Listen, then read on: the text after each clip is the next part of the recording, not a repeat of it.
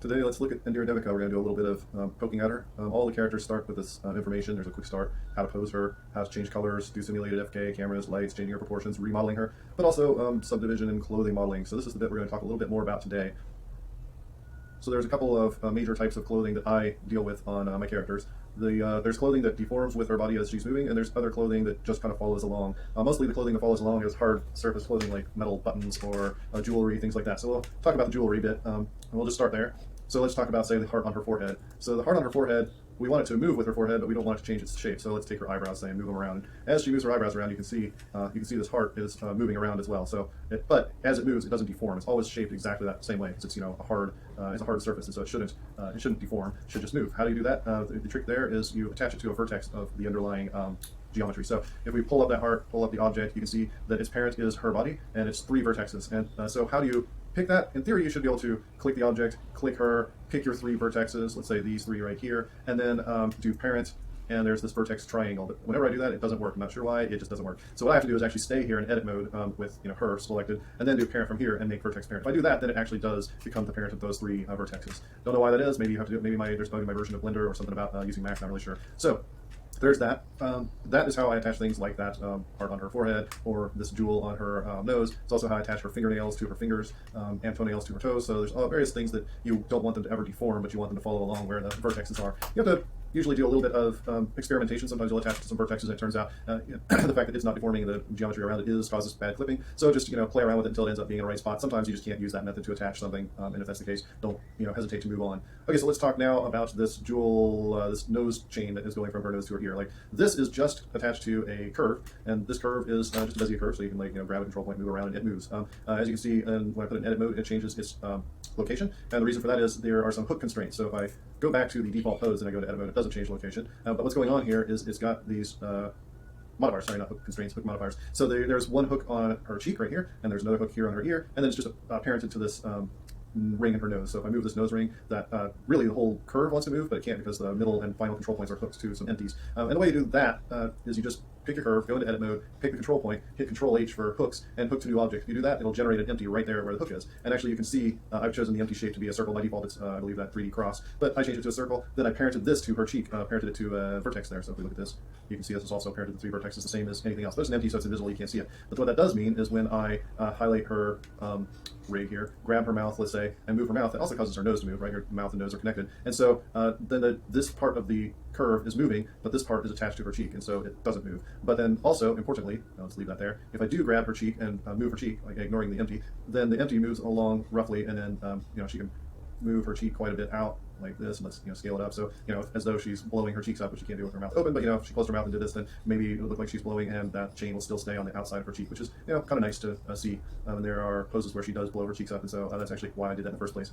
Okay, so let's see. So there's all right. I created the empty. I parented it to her cheek. The same thing with the empty on the back side. It is parented to this ring in her ear. So if I grab oops, not that ring. Grab the ring and move it, then the chain moves along. Now, another thing you might notice is, as I move it, new jewels start appearing on the ends there. What's going on there is the actual modifiers I've got on the geometry. Let's take a look at this. All the geometry is 2 icospheres, one here, one here. One icosphere has like one of the faces extruded into the other, and well, in both cases, I guess. Then this one, I extruded some extra off the bottom and created an extra little jewel so that you would get a nice pattern here. But there's only these 2. There's this icosphere and then this thing. And this icosphere and this thing are just repeats. And the way you do that is you add an array modifier. The array modifier, instead of doing a fixed count or fixed length, you do fit curve, and you fit it to this curve that you want it to do. Now, the first thing is when you do fit curve, it'll just create a straight line, but the line will be as long as the curve is. So that means the next thing you need to do is also add a curve modifier. So you need both. You need an array with a fit curve type and then a curve modifier. And this is the one that will actually make it the same shape as the curve. And as you can see, if I turn it off, it just becomes a straight line, right? So let's turn it back on. It looks much nicer. And so because this array modifier is fit curve, then if the curve changes its length, then you'll end up with more jewels. And it changes its length because it's parented to this ring in her nose, and it is hooked to her cheek and her ear. And so if you move her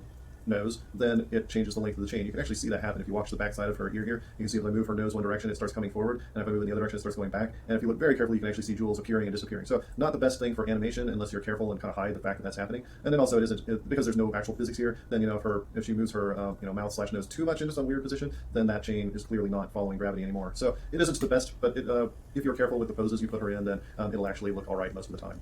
So then let's see, there's one other piece of jewelry that is similar, and that is her belt here. So let's take a look at how the belt works. So let's put her back in the default pose, and look, sure enough, there's a curve. Hard to see, but there it is. And this curve is what the belt is attached to. So, but there's an extra bit about the belt, which is these surface deform modifiers. So let's turn off the surface deform modifiers. So now there's only the curve, and so if I move the curve, the belt moves, right? If I edit the curve, grab a control point and move it, then that part of the belt moves. So what you want to do to start with is just like the nose chain, you add the two modifiers, the curve, the array with fit curve type, and then the curve modifier so that it follows the shape of it. And once you've got that done, put the belt, onto where you think it would belong on her body, right? So in theory, you would also want to use hooks the same as I mentioned above. I have not been able to get that to work, so I had to add a surface deform. But basically what you're doing is you, in the default pose, get this as close to how you want it as possible. Then the actual geometry, you add a surface deform. I don't know if you've used surface deform a lot, but in Blender, it's a little bit annoying. If you have your character with a subdivision modifier, then the surface deform no longer works. Let me explain what I'm talking about here. So let's say I only have this one surface deform modifier on that belt, right? So if I move her around, everything's fine. You're thinking life is good. And you do a render, and when you render, the belt is just floating off in space like this. What's happening there is that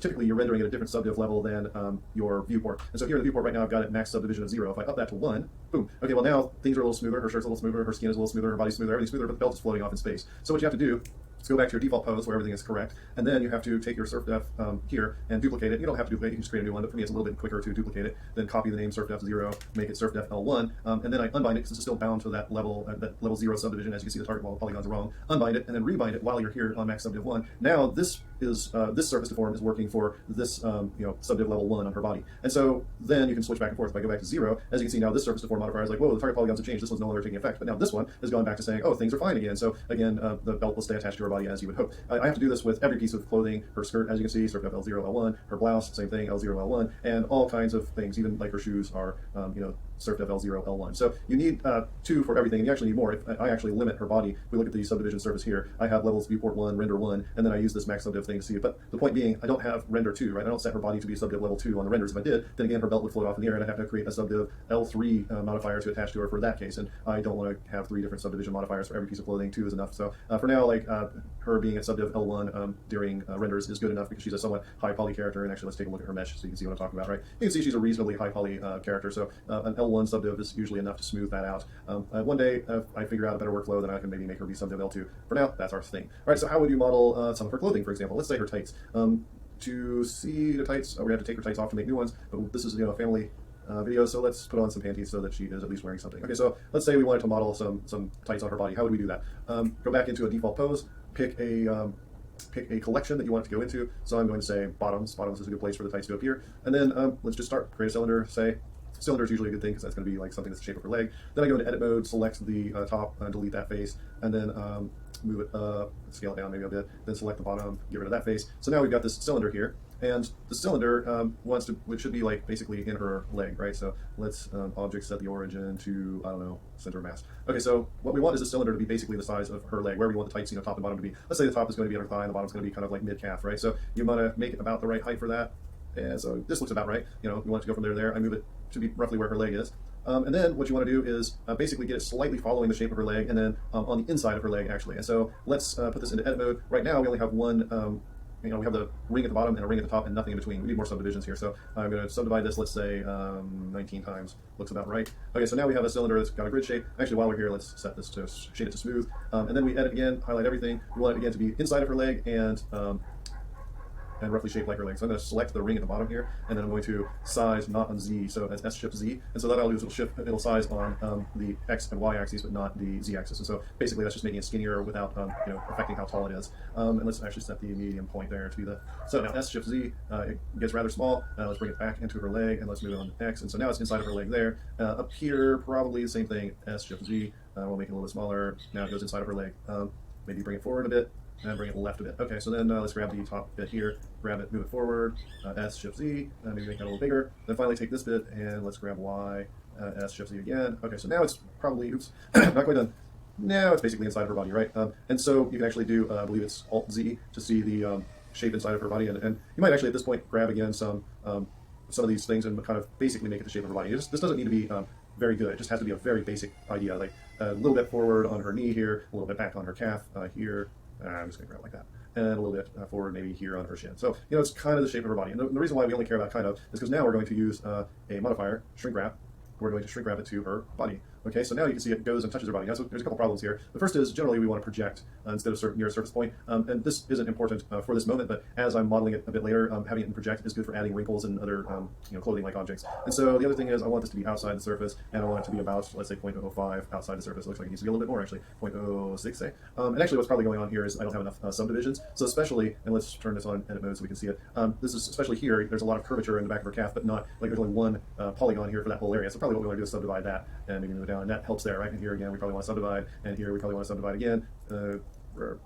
Wow, okay, that's the shrink wrap is actually causing problems here. So if I take this whole bit and smooth it, it'll probably get a little bit better on her calf. Okay, so do a few subdivisions, do some smoothing, do some moving around. Also, what's going on here, you can see these edge loops are really diagonal. They really shouldn't be that diagonal. And the reason there is just because we didn't quite have it following the shape of her leg as good as it should be. So we can fix that by like highlighting the ring here and then just rotating it with our what's it called, the proportional editing on. So if we do start rotating that with proportional editing, it'll get a lot of the other vertexes nearby, and we'll kind of get things into a better shape there. And let's do the same thing here. Let's rotate on that like that. And it doesn't matter too much if you start getting weird, shapes here, because this is clothing. So clothing will have bunching and other problems that, well, I guess problems, imperfections that actually look good in 3D. So don't be afraid of sometimes these weird shapes here. It's like, yeah, like especially here, like this you might consider a problem. But I mean, if you really think about it, this is on the backside of her knee. That's probably going to be all wrinkled up and problematic anyway. Maybe we want to stress that more. So highlight that edge and scale it down or something. And then maybe here it's too much. So I don't know, let's pick some of the vertexes and smooth it out here. And then I don't know, grab here, expand out some vertexes, smooth it out, and get this basically how you want it. And I do want a little bit of craziness on the backside of that knee because I want to